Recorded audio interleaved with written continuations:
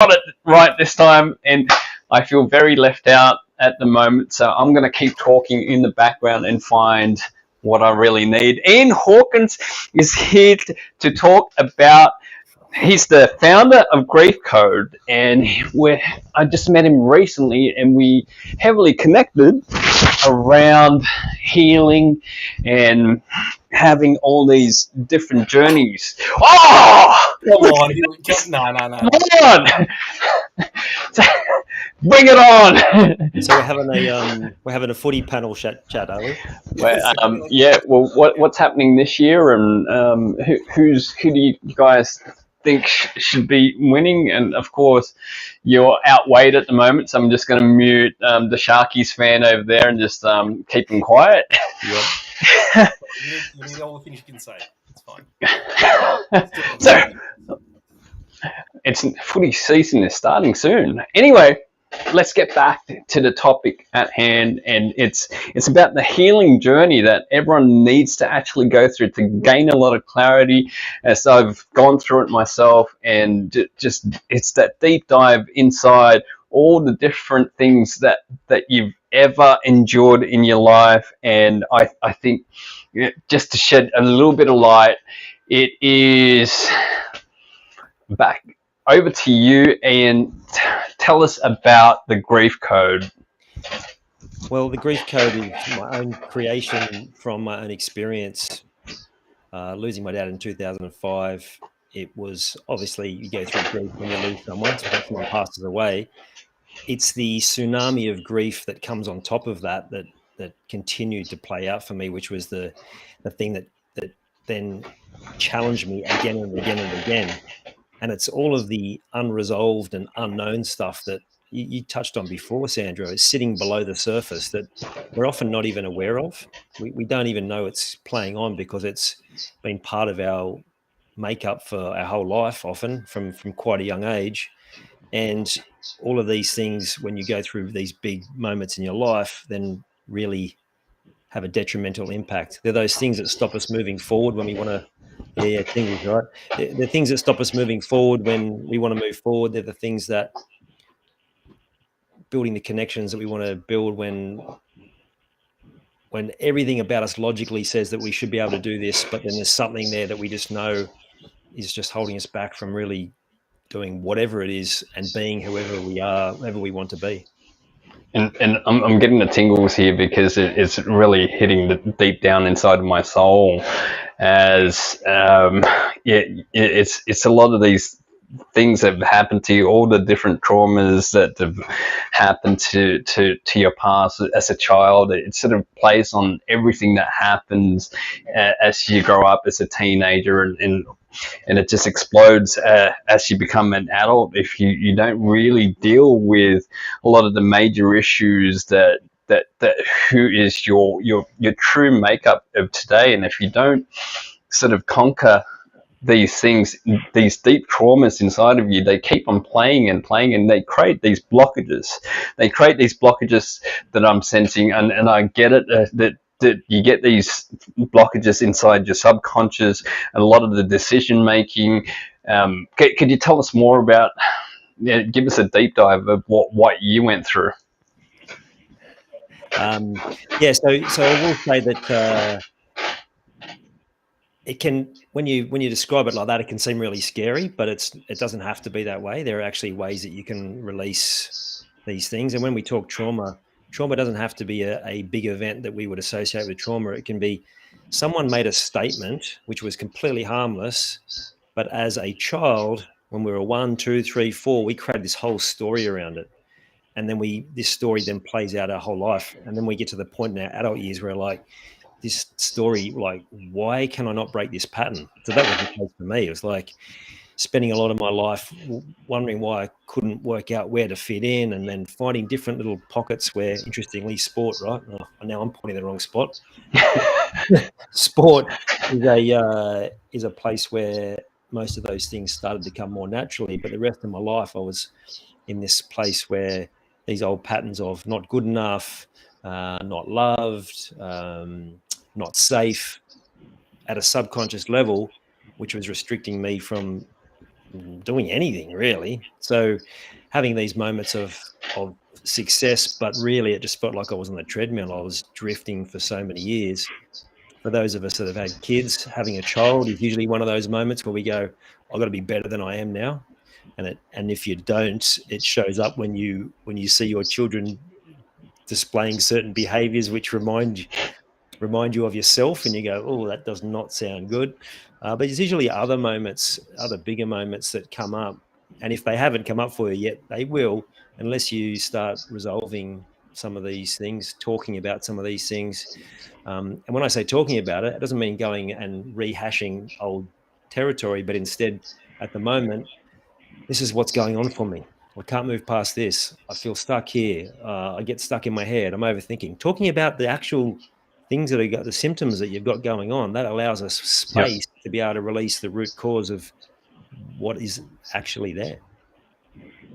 It's funny with the having kids and see them like do things. You're like, what? I never did that. I never did that as a kid. And then you'll say it in front of your parents, and they're like, you used to do that. You did exactly that. I'm like, oh really? Did I? Well, what did you do?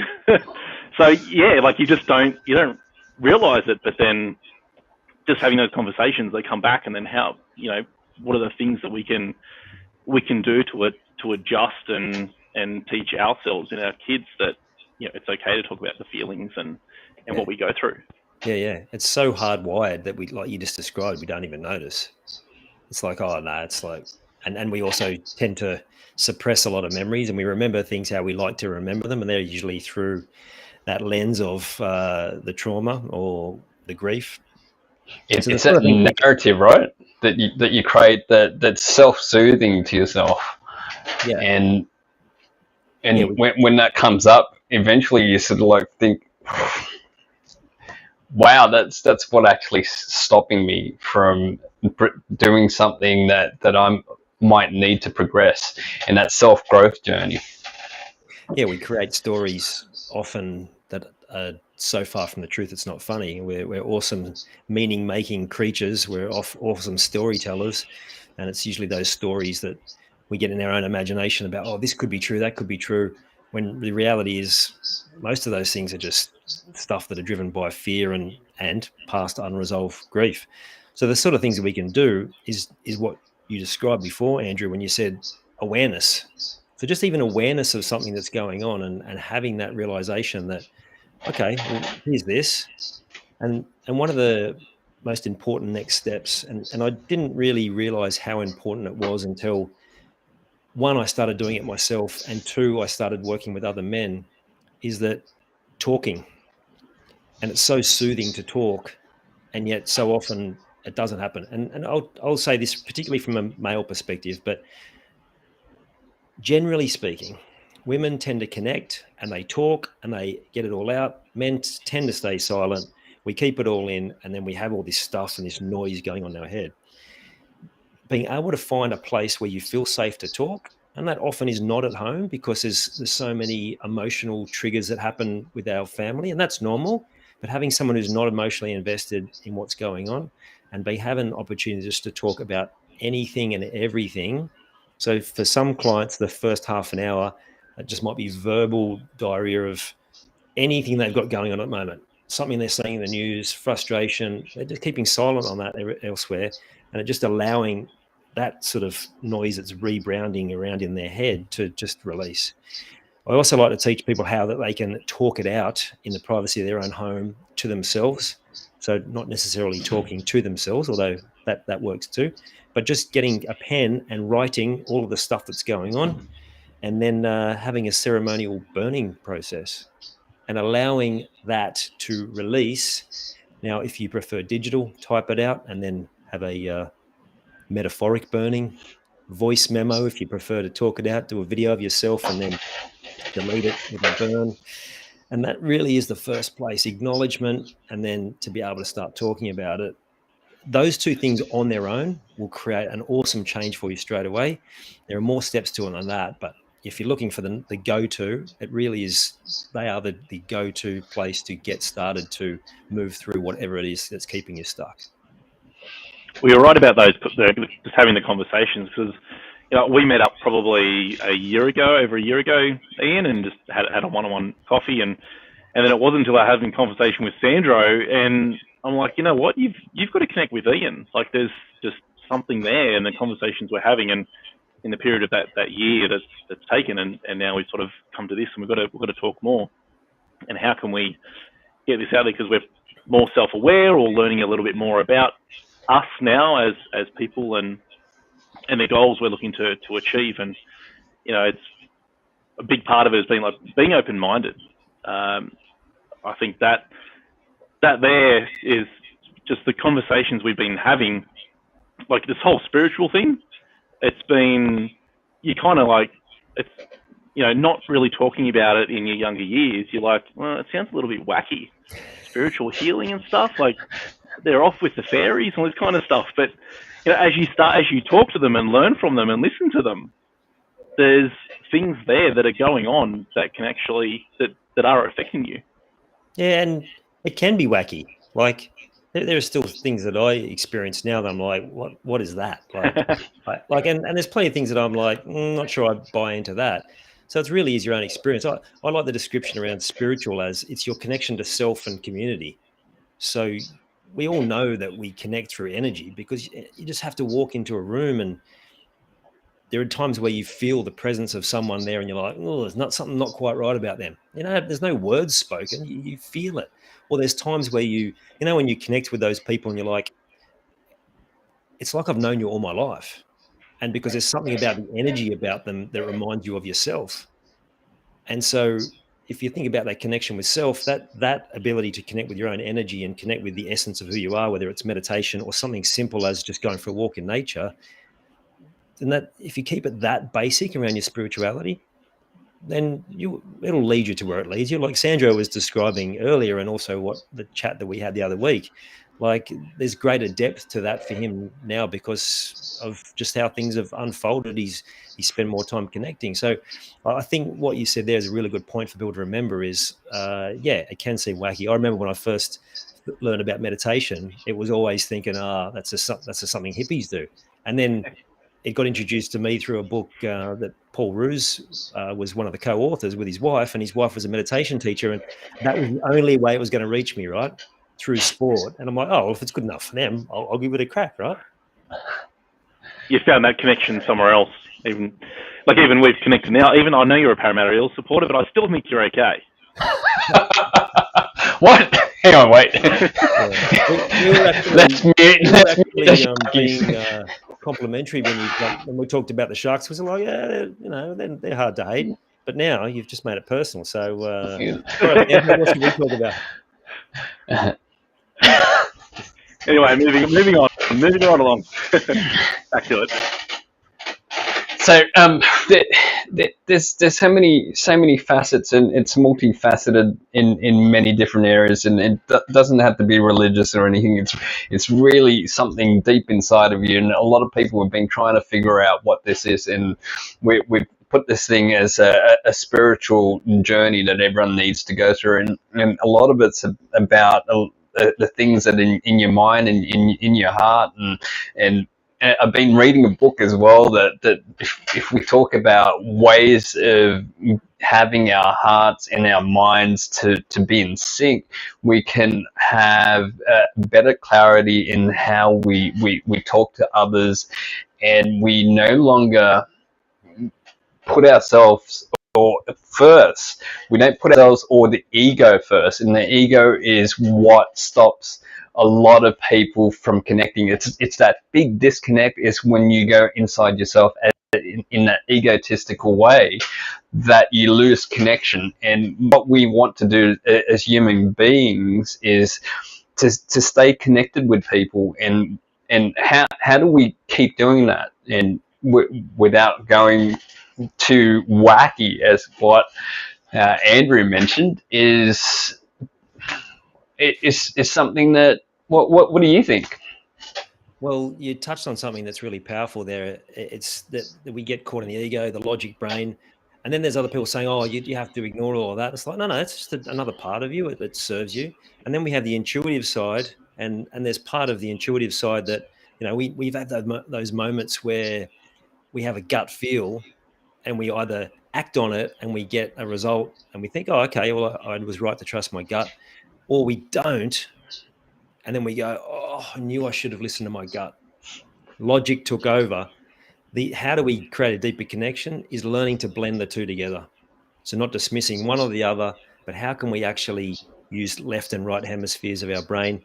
Now, without going too deep, trauma creates that disconnect. The food that we eat, the busyness that we create in our lives, the other areas of our life where we don't treat our human vessel at the best way possible, it further creates this disconnect. So by bringing a connection there, by doing the opposite of those things, so exercising, hydrated, talking about things, and and being conscious of it, then we can start to create a better connection with ourselves, which allows those connections with other people to become so much more effortless, because we're not getting stuck in either ego or just this gut feel. There's actually something tangible to it, if that makes sense. It does for me, but I'm even now thinking about all the different chemical reactions that happen in our body, but that's going really deep into it. But the main things are like the oxytocin, dopamine, and what else? What's the endorphins? If we can have these main chemicals balancing inside of our bodies without cortisol. Cortisol is something that gives and takes in effect that reduces stress. And there's so many chemical reactions that we're not really aware of. When you quickly dive into these things, you get a better understanding of what's happening inside of your body. But there's four main things. I'll have to look it up and put some links in this just to give people an idea of what to search for. Well, at a much more basic level than that, because I'm glad you didn't go too deep, because it was already like using big words that maybe it might be a bit much for people. So yeah, tone it down a little. I'm just going. Yeah, what? Yeah, no, but I get it. Like that, but ultimately, for those, it comes back to the same place. All of those things get out of balance when we don't do what we need to do for our well-being. And physical, I mentioned food, water, but mental, being able to talk things out, emotional, being able to allow ourselves to feel what we need to feel, and spiritual, deepening that connection with self. Then we're able to balance all those different hormones. Typically, and again, I think back to my corporate days, I was working too much. I was stressed. I was drinking way too much coffee, and I was I was like on the brink of adrenal fatigue, which is a long road back. And basically I had that pointed out to me and was able to change a whole heap of things. That creates more stress. You mentioned cortisol. It serves us to a point, but the more we release to deal with it, there's two things that happen. It has a detrimental effect, but also there's not an infinite supply of these things. So by bringing our body back to balance, we allow our physical, our mental and emotional and spiritual to thrive. But we have to slow down long enough to give ourselves that space, that self-awareness that we talked about earlier, self-awareness to be able to go, okay, there's something not quite right here, and then being able to talk about it so we can then go, okay, well, what is the next step? So slowing down, can't emphasize this enough. Even when it seems like we have all these different things to do, we just have to slow down to give ourselves the space to see what's not right. That's a great tip. I love that. I love that you've mentioned that. And you know what? One of the things that you told me the other day was to keep a journal. And that journal has helped me realize some of the things the thought patterns, as well as some of the things that just came out of nowhere. And I've sort of come in and looked at it at the end of the day or the next day, where I thought, what was that all about? And it makes perfect sense. So yeah. These are some of the basic things that people should be looking at. Yeah, I talked about talking it out. That keeping a journal is a great way of doing it. And you don't have to have all the answers. In a journal, you can write questions, and your brain, you mentioned when we chatted the other day, the reticular activation system, write a question, that part of your brain will find you an answer as long as you slow down and not long enough to receive it. So yeah, absolutely. Keeping a journal or just writing stuff in a notepad, it's like, yeah, massively powerful. I'm sure we can keep talking here. I didn't want to keep going. I wanted to keep this short and sort of give an introduction of who you are, and you'll see more of Ian fairly soon. We're looking at collaborating with Ian and working with many other people on and bringing like a discussion panel here. So if you guys, if anyone's interested out there to come as a panelist or anyone coming in for extra discussions, let's get people together and normalize this conversation. This is what we actually need as human beings, and to normalize these things. Do you agree? 100%. And the word there you mentioned is being. We focus so much on what we need to do and what we want to have, and we lose sight of the being. But that's where we need to start. We need to start with who we want to be, how we are being, and then wherever there's a disconnect, start changing. So yeah, 100%. There's a quick message there from Shrimi. Yes, so important to become aware. Thank you for this. We'll have more of this, so stay tuned. I'm just going to end the stream. Stay with us. Don't disconnect yet. Good. And Sorry, before you finish up, Sandro, Ian, where can people find the Grease Code? So any of my socials, which is Ian Hawkins Coaching, or website ianhawkinscoaching.com. Awesome. All right, make sure you follow Ian as well, and follow us for more. And we'll drop the link. We'll drop the link into as many of the socials, and you'll see Ian more often because he is just such a fantastic guy to speak to, as well as hear some of the things that's just coming out of him. Please connect with him. You'll see what I mean. Anyway, until next week. Thank you for coming on. Thanks for coming on. And until next week, see you then.